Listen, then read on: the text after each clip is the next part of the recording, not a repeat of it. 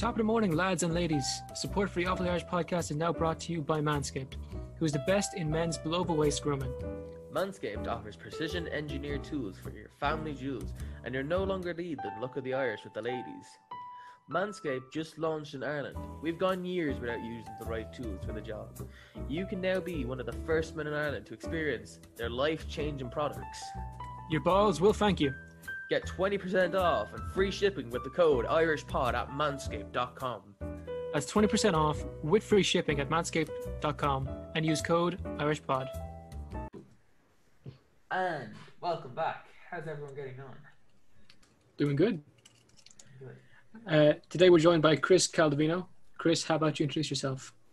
Hey guys, how you doing? My name is Chris Caldovino. I'm an actor. I've been in Boardwalk Empire, Sopranos, among many other things, and I'm glad to be here talking with you guys today.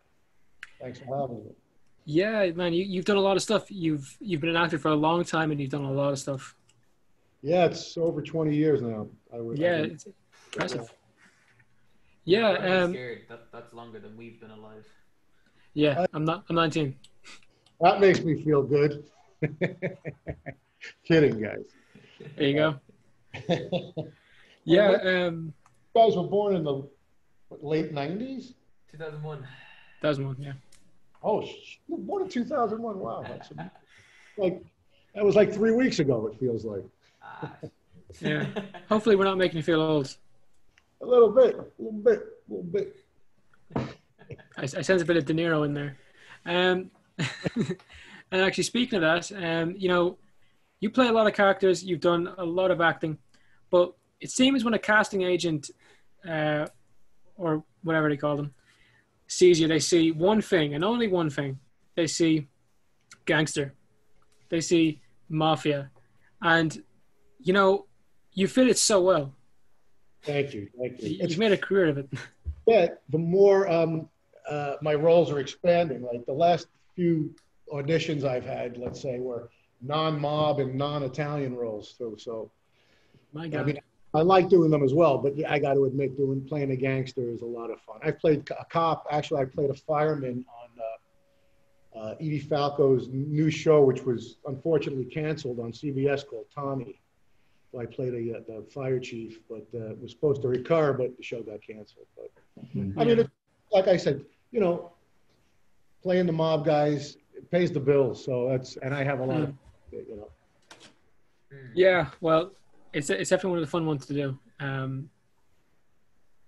Yeah, and you've done a lot with it. The Sopranos, that's a big one.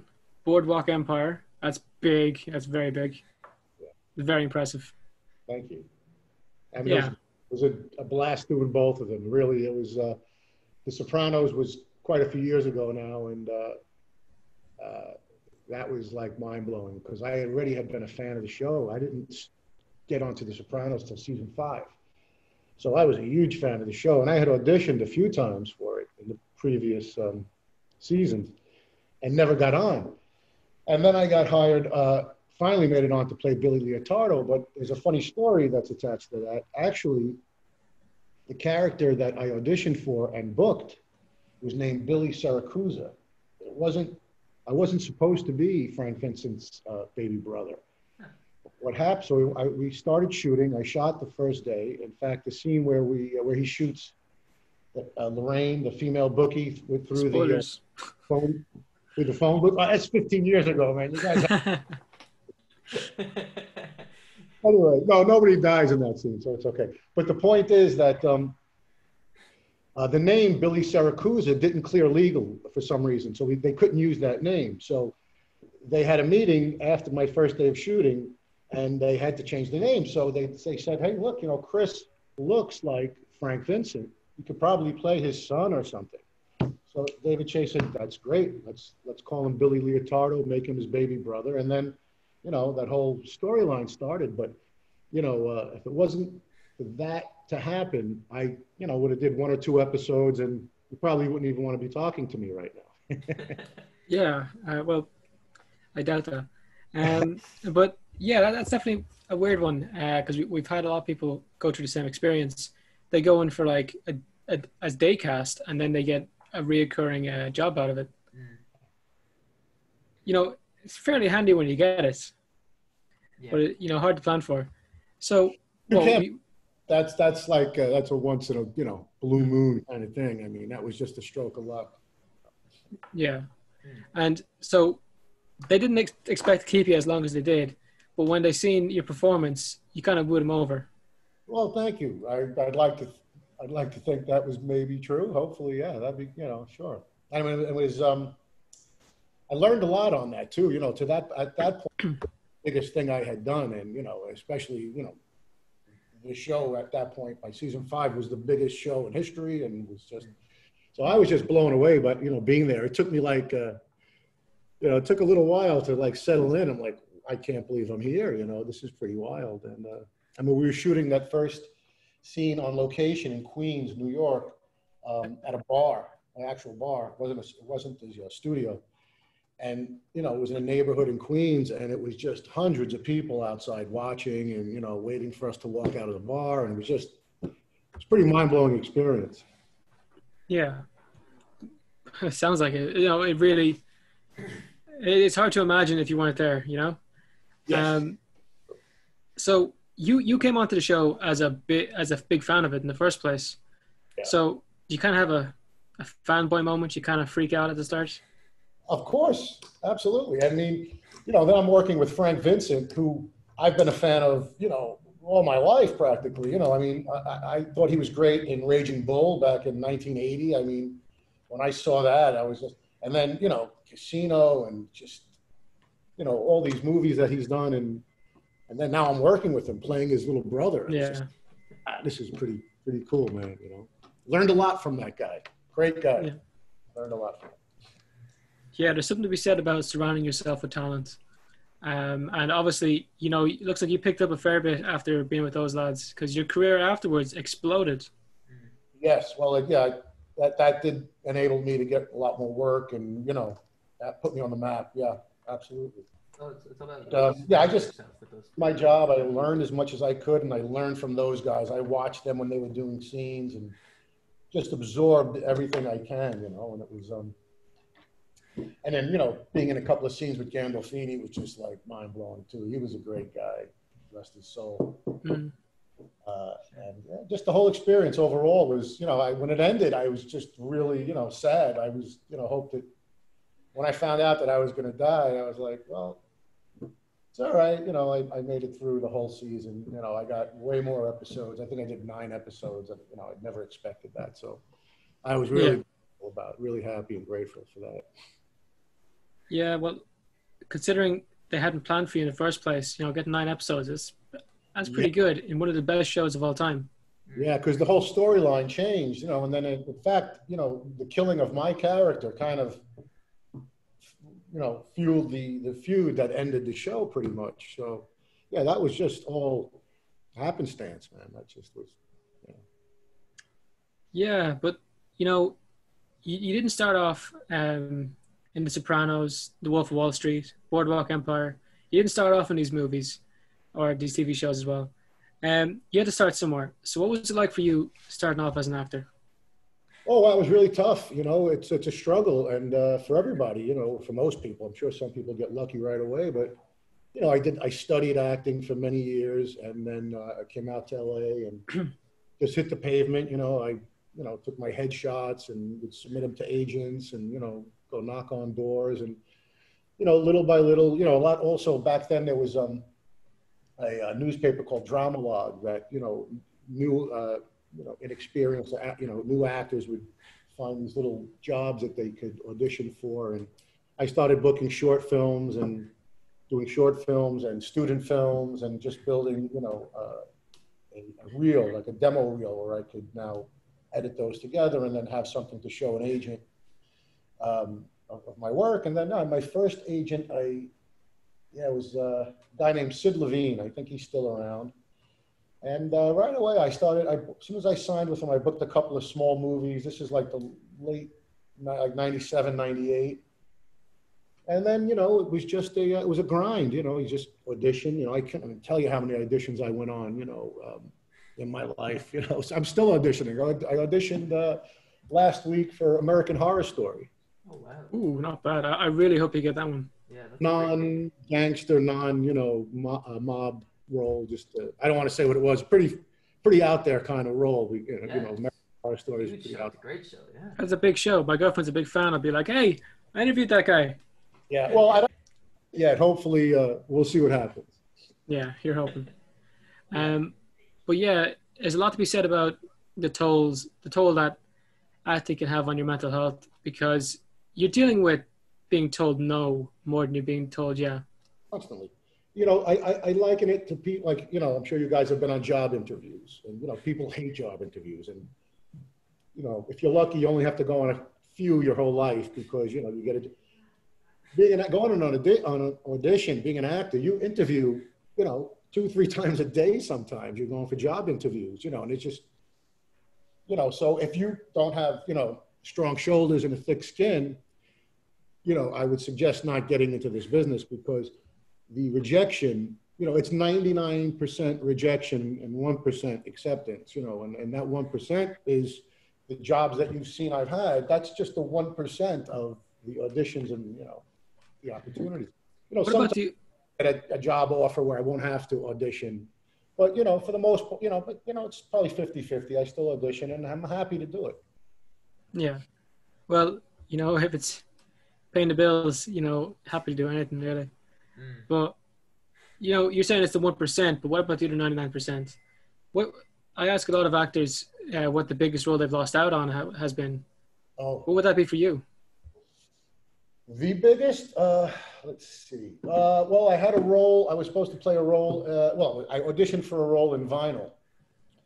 If you guys remember that HBO show Vinyl, didn't get it. That was a pretty big one. That would have been a recurring. That would have been a big recurring one.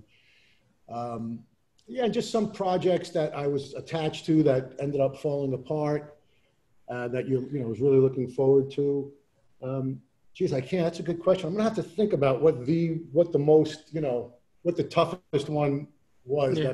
that We've had some good ones. We had a guy, he was supposed to play Tom Holland's Spider-Man. We've had a guy, he was supposed to play Negan on The Walking Dead.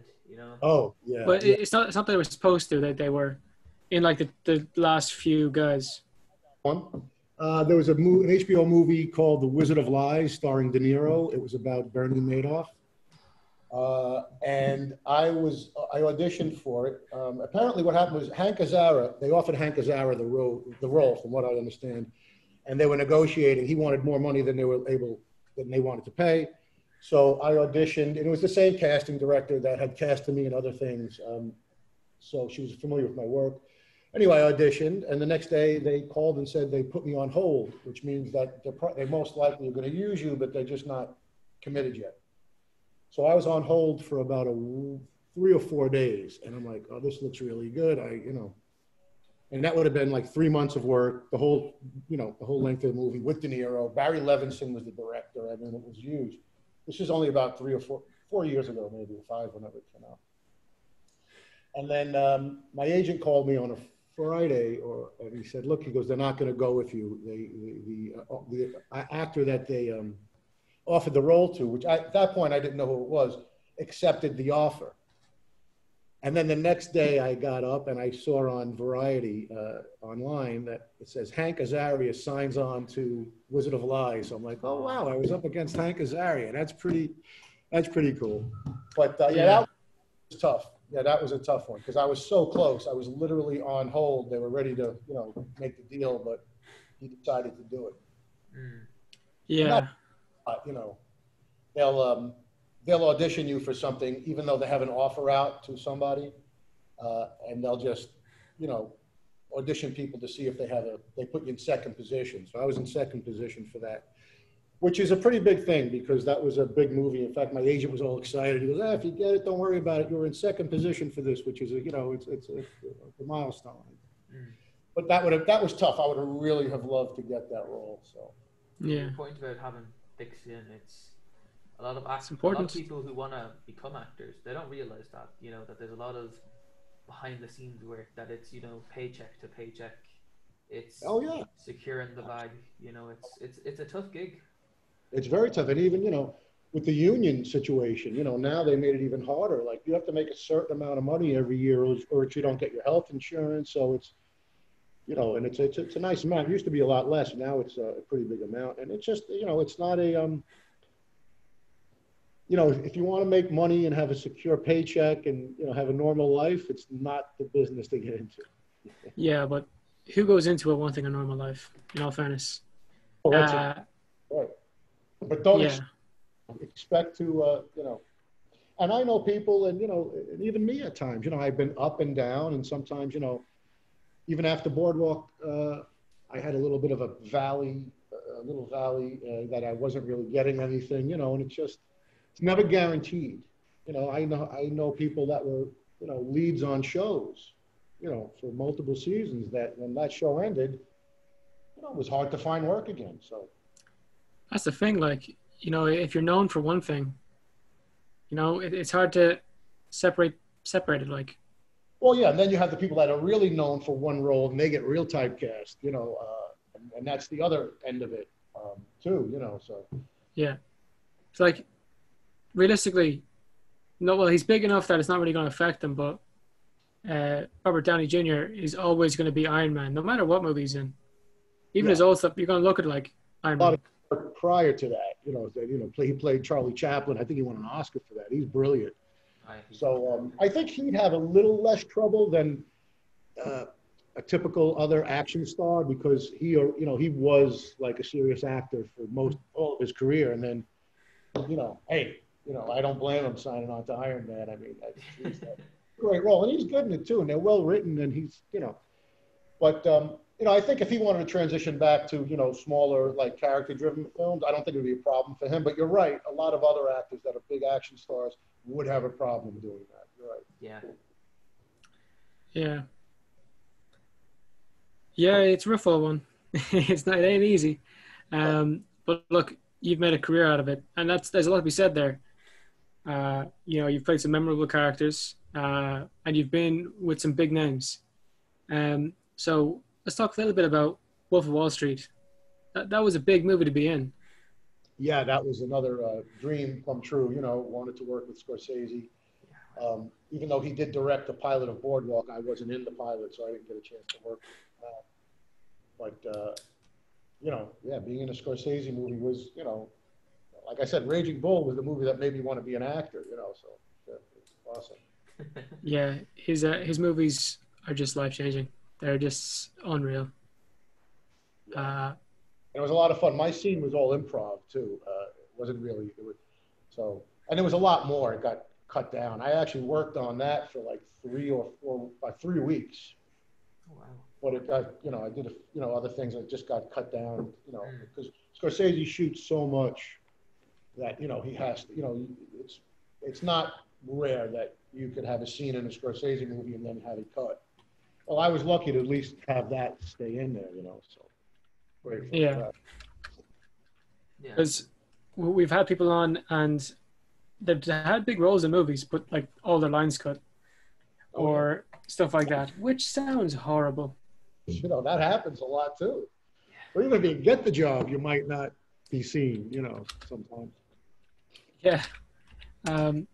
Actually, I did a bit of work as an extra on a movie pretty recently. We were supposed to be doing like 6 or 7 different scenes. I got seen in one. They had us on set every single day. Yeah. They set us up in the scenes, and then like they were like, no, take them out. Yeah, sure. And that happens to actors as well, because there was actors on day who were supposed to be like with us, and the exact same thing happened to them. They just got put off their side. They didn't wait with the extras, like they had their own. They wouldn't stay with the peasants, like. When I first started out, you know, trying to get my, because back then you had to get 3 SAG vouchers as an extra to join the union. So I was taking extra work when I first started out. You know, absolutely, it's not easy, man. Well, I'll say the extra one's a bit handier than acting. I'd say it's a lot easier. You get to sit around, you know, you have some work to do, get it done. They might call you, they might not. The food's great. Yeah, I mean, most actors have, you know, started out, you know, being extras. You know, I would say, absolutely, you know. So what were you? Hold the movies sometimes, and you could pick out some famous people as extras. You know, when they were young, it's cool. So, what were you an extra in? You said you started off doing some of that work. I'm sorry? You said you were an extra in some things. What were you in? Oh, geez, I don't even remember. Okay, that's fair. That's fair. Well, it's funny. When I got my SAG card, I was an extra on a show called Duresta. It's off the air. And then the second day, they called me back, and they upgraded me, and I played a mugger on a train, on a subway train. But say that again. I was working as an extra on a show called, I do remember this one, called Duresta. It was a sitcom about this guy who was a New York City transit cop. So I was an extra on it for one day. I was trying to get my SAG vouchers. The next day they brought me back, but they upgraded me to an actual part. And I played an extra. I played a mugger on a New York City subway train. Okay, so you said mugger. I thought you said mother. No, mugger. You know, is that a word you guys use there? Like when someone gets mugged, it's kind of, you get robbed. Yeah, we say robber. Or like thief. Muggers. So I played the mugger, and that's how I got the robber, and on the subway train. Yeah. And that's how I got my SAG card. And then I found out years later that Sylvester Stallone got his SAG card playing same thing in a Woody Allen movie, playing a mugger on a train, on a subway train. Back in the day, if you New York City subway train, the likelihood was you'd get mugged or robbed. Yeah. I had an incident on a train once when I was a teenager, but that's another story. Well, I mean, we're all about stories, if you want to tell it. Oh, no, it's too long. It's just, that's all right. Yeah. Guys tried to jump me, and I had a gold chain on. I was with my buddy, and a couple of guys tried to jump me and get my chain. And as he went for the chain, I grabbed his hand, gave him a shot, and my friend got up, and we fought them off. And I kept it. They didn't rob me, but that's some like Batman and Robin shit right there. Yeah, that's impressive. Like on the subway train, there was an old lady sitting across from me. She almost had a heart attack. I felt so bad. Oh. Yeah, it's funny. You were the one getting robbed, and you were the one who felt bad. I was like 17 or 18. You know, pretty strong, so I was able to handle myself. And I think they were a little sorry trying to rob me. Yeah, look, it's rough getting robbed. You know, and I feel terrible for people who don't know how to defend themselves. You know. Yeah. You know, you never expect it. You don't plan for it. Someone takes your fucking wallet, your phone, you know, your chain. That sucks ass. That is horrible. Yeah, and back in the day when this happened, that was it was like the late 80s. And New York was really bad. I mean, New York, it's cleaned up now, but back in the 70s and 80s, New York was Brooklyn, where I'm from. Yeah. And you know, especially being a young guy, I was kind of ready for it, you know, and felt like I was invincible, so I didn't care anyway, you know. So I suppose that hardened you up for the mafia roles. Yeah. I've had a few incidents like that got me ready for those roles. Actually, how we auditioned. Hopefully not the murder ones. Just told the casting director how he used to beat the shit out of people on trains, and they were like, "Yeah, you can have the role." And this guy tried to rob me once, and you should have seen him. And now he's in hospital. You know, he's still asleep. Like still asleep.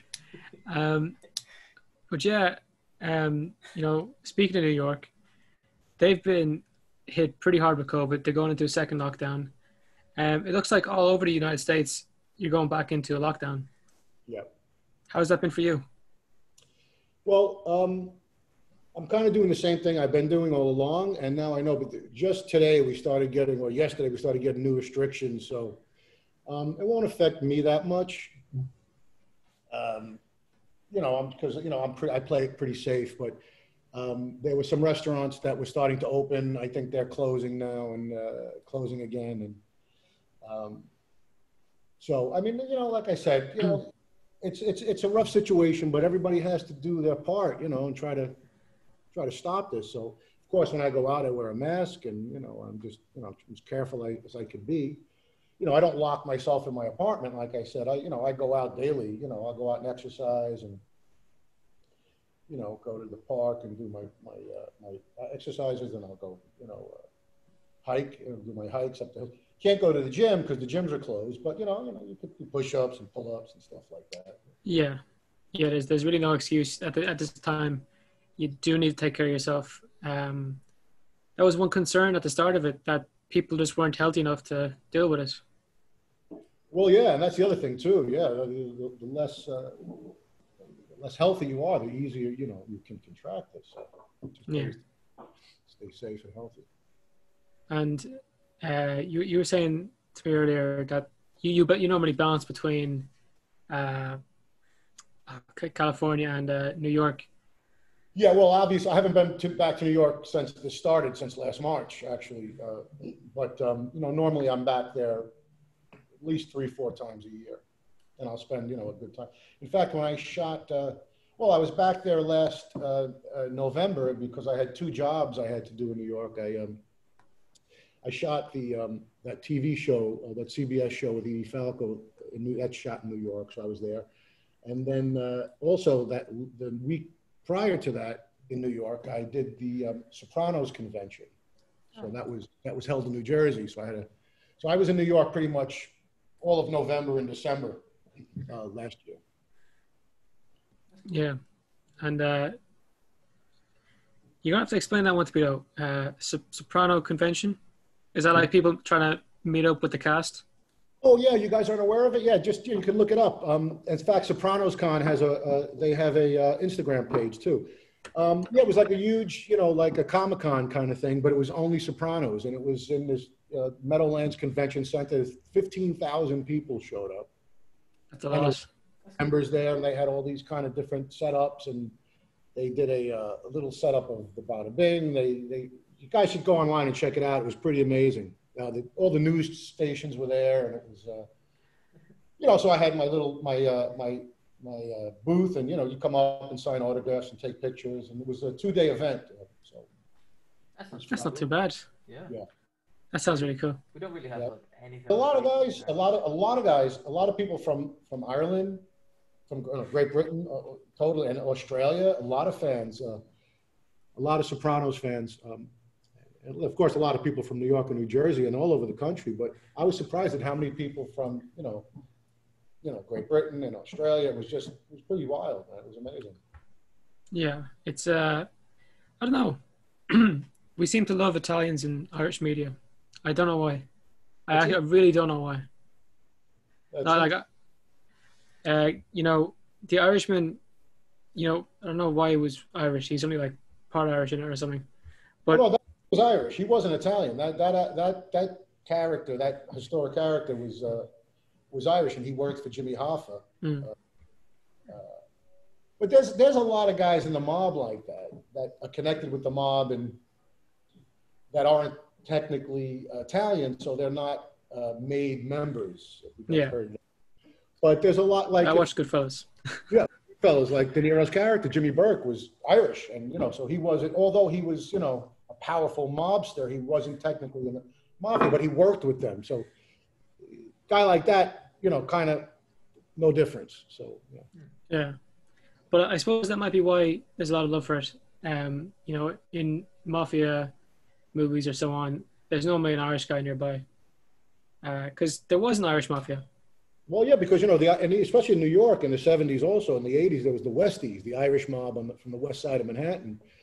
And they actually worked with the mob, with the Italian mob. They kind of were in, business with them. So Cahoots. Yeah, cahoots. Great word. A lot of people don't know that word. I'm glad you guys do. Yeah. Yeah, I suppose there's such a history of Irish people going to New York. Even the guy on was Italian, but a lot of Irish also. I had a lot of friends that were Irish. We had a guy on just before you, and he was saying like he played a character in a historic game. He played like an Irish guy in like the 19th century, and we're talking about like Irish people have been in the States for a long time, ever since the famine happened here. That's right. So like New York and that area is like a huge place where they went to. We learn a lot about that in history. But yeah, I suppose there's always been a huge Irish presence in New York.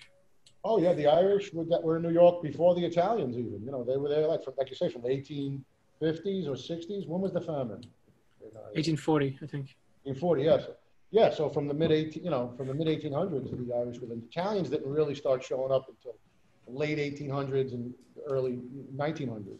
Like my great grandparents came to New York from Italy probably around 1900 or 1910 or something like that, or actually later than that. Yeah, and we had a reason to go to the States, and it was because there was basically no food here. People were dying in the streets, starving to death. What was the reason for the Italians going? Basically, kind of the same thing. Not as specific. I don't think there was a specific. Like the southern Italy, the economy was terrible and it was very arid there. So it was kind of for the same reasons as the Irish. That's why, if you notice, all the Italians in New York are Southern Italians. The Northern Italians didn't immigrate. Oh, yeah. Because there was a good economy up there. It was a whole different world. It's like, from what I heard, like Northern Italy, they actually look down on the Southern Italians. It's a whole different situation. So was the Southern Italians, the peasants from Italy. I've heard about that, but if you tell us about that, I'd like to hear about it. The history there. Money, if you were wealthy and you were doing well, there was no reason to come, So it was only the peasants, the poor people, that had no other way to turn, and all from Southern Italy, Sicily, and they came. But the Northern Italians even look different. They're more fair. They're kind of German looking. They're light hair, light eyes. So yeah, Italy's kind of like south of Rome is it's a whole different world than north of Rome. I understand. I've been there. I've been to the south of Italy. I went to just where I think it's near Vesuvius, and Italy's a beautiful country. It's really beautiful. Yeah. It's so. Vesuvius is near Naples, or is Southern Italy, right? Near Naples now, I think. Yeah. Yeah, I think so. Grandmother's from Naples, actually. Really? Oh, wow, that's cool. No, yeah. Yeah. It's a beautiful country, though. Yeah, I'd love to go there sometime because I had exams one year. Yeah, I couldn't go, but my family does archery, and there's a big competition in Italy. It was the World Championship, and my sister and my brother and my dad went, and myself and my mother stayed behind because I had exams. Oh. Kind of pooped on my mama's party. She was looking forward to going, but look, there's always the future. And being an Italian American, have you gone back to Italy? No, have you ever visited? I've never been back. No. You ever plan to? Oh, I'd like to. Yeah, my father went back recently, and he had never been there because he was born here, and he loved it. Yeah, I'd like to. One of these days. I was up for a movie a few years back that was going to shoot in Italy, and I was going to play Lucky Luciano, which was one of the characters from Boardwalk Empire. If you remember. Of course, he was in his 20s during Boardwalk, and the character I was going to play at the time was older. He was in his 40s, and he was in jail. And didn't work out though. But that would have been my chance. Yeah, and there's just this amazing feeling that some people get to experience if they're not from, if culturally they're not from where they live, returning back to what they would consider their motherland, they get this huge feeling of just peace and feeling at home. Yeah. And being Irish, born in Ireland, I don't really get the same feeling, but I've heard Americans who've come back to Ireland and they just, the emotions build up. They can't, they're just so excited to be there.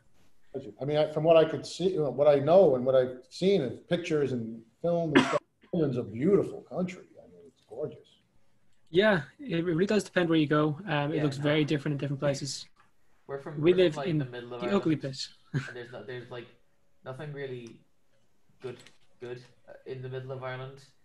Yeah. If you go into Ireland, you're kind of along the coastlines. You're in Cork or Donegal or Galway or Dublin. You don't never really end up in Donegal. You end up in Dublin. You never really end up in the middle of Ireland, and if you do, Well, It's by accident. You're passing through. You know. Yeah. In America, all the action's happening on the coasts. Yeah. Yeah, you were saying something earlier about being bi-coastal, and I was like, that is such a cool word. I've never heard that before. Oh, it's a big saying here. People say bi-coastal. It means, yeah. I always wanted to be able to say that. Yeah, the States is a big, big, big place. Ireland is tiny in comparison. Oh, yeah. Yeah, I think we're about the same size. If you combined Hawaii, we're about the same size. Hawaii and New Jersey, as far as I know. That is tiny. That is tiny. That is so small.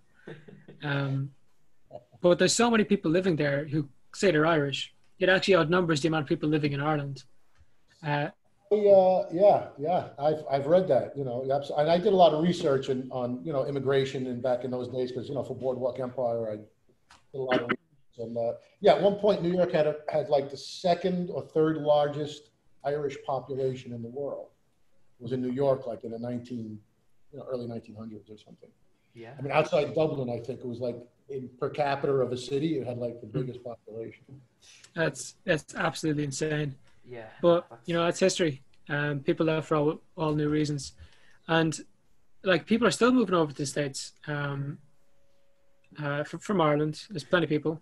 We had a guy on earlier, and he's from Cork, and he went over to the States to become an actor, and he's an actor now. Fair play to him. But people still see like the idea of the American dream, heading over, doing better, because a lot of the European countries, coming from my experience, of people we've talked to coming from Europe, going to the States, European countries don't really have the same opportunities that you'd have in the United States, especially for actors. Yeah. Like there ain't no Hollywood in Ireland. There is nothing that you could compare. Like if you were a full-time actor here, you're going to be doing something else. There's no way you could survive here as a full-time actor. So if you get big enough, you really want to move statewards. Yeah. Right. No, I could see that. And there's a lot of good actors from Ireland that are out here. I mean, there's a lot of, they seem to be really well trained and seasoned, and I think they really take it seriously. Oh, that's what you want for a good actor and a good show. Oh, Or absolutely. a good movie. But Chris, I'm not going to take up any more of your time. If people want to check you out, where can they find you? I'm on Instagram at Chris Caldovino. It's my full name. And that's really it. I'm not on Twitter or Facebook. It's just Instagram for now. Some would say you're better off. But Yeah. As far as I know, you're on Cameo. Anymore. It's getting too crazy, And Twitter, forget it. You go on that, you end up getting a headache. Yeah, the head gets melted. Head fucking prone, that app is. But you're also on Cameo, right? I'm sorry? You're also on Cameo? Oh, yeah, Cameo. Thanks, man. Yeah, I'm on Cameo. And I'm on another, it's called Celeb VM. It's another, it's similar to Cameo also. Oh, very and there's one, actually, there's a Cameo type thing in Ireland, right? Are you guys aware of it? Irishify or something like that. There's a certain one with all the Irish actors from I forget what it's called. So yeah, I'm actually texting the guy who runs it, so I might be on that one also. Oh, very cool. Wow. I didn't even know it was a thing. That's a good gig. Yeah, that's really cool. Yeah. But yeah, if they want to check you out, they can find you there. And on Cameo, you're under Chris Caldovino. Yes, sir. Okay. Caldovino. You know where to find them, people. You know where to find them. So if you got this far into the video or the podcast, whichever way you're watching it or listening, make sure to like, comment, subscribe, tell your grandma about the podcast, and take it handy. Good luck to you. Good luck.